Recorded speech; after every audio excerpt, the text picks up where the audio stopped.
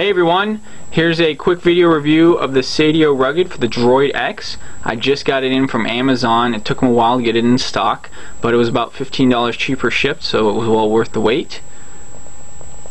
First impressions of it, it's very rugged. I would have no fear dropping my phone with this on.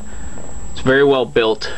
Those of you who don't know, it's got the surface case underneath the silicone, and then the silicone has this hard backing, which is great because a lot of people don't like silicone cases because it catches on pockets and pulls out lint, but that's all covered up by the hard plastic, so it's nice and sleek in and out of the pockets, but it still has some rubber on the sides so you can grip it.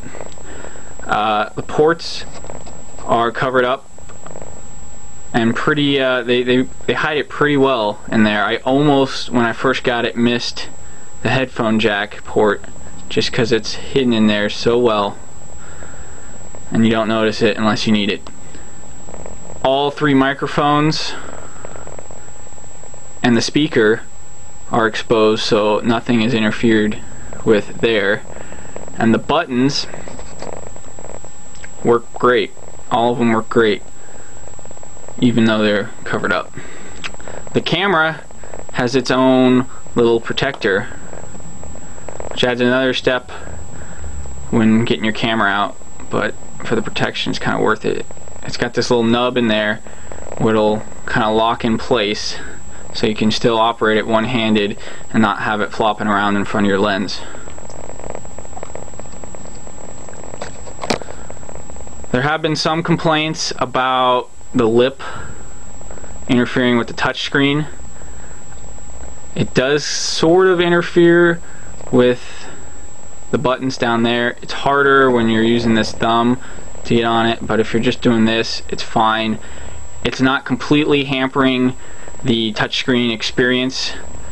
It just kind of requires you to change a little bit of how you would do things.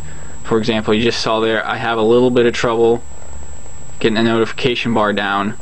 Normally, on my old case, I would just swipe it, but you got this lip there, so you just kind of have to be a little bit more cautious of where you put your finger, and it will work out. When dealing with swipe or things like that, coming to the edges, it doesn't really matter at all. I've heard complaints about Gmail and with these little check boxes, not a problem at all. Typing in there, not really a problem. It's not as perfect as it is with a naked phone, but you can't really expect it to be completely perfect when you're adding this extra protection. Still, not a problem. That's what you kind of expect, but I wouldn't say it's steered me away from this case, because it's kind of what I'm going for. This holster fits in there nice. You can take it in and out one-handed, which is nice. When you mount it on your belt, you don't gotta worry about using two hands if you're driving around or carrying bags and such. The clip is pretty easy to come off, but it's got this little lock, so you don't really have to worry about, once it's locked, about it falling out. But that's not saying if someone ran up they could still probably rip it off, because it's not the highest quality plastic. The clip fits over pretty much any belt, 2-inch clip, and it also will swivel 7 different positions, which makes it nice. Actually, put that in there backwards. If you put it in face out, it actually works as a little stand, which is convenient.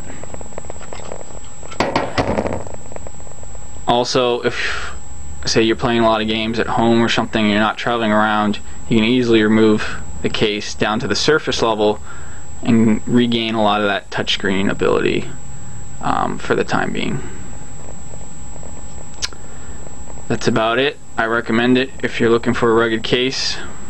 Don't want to wait for the OtterBox. It's not the end of the world with these big lips.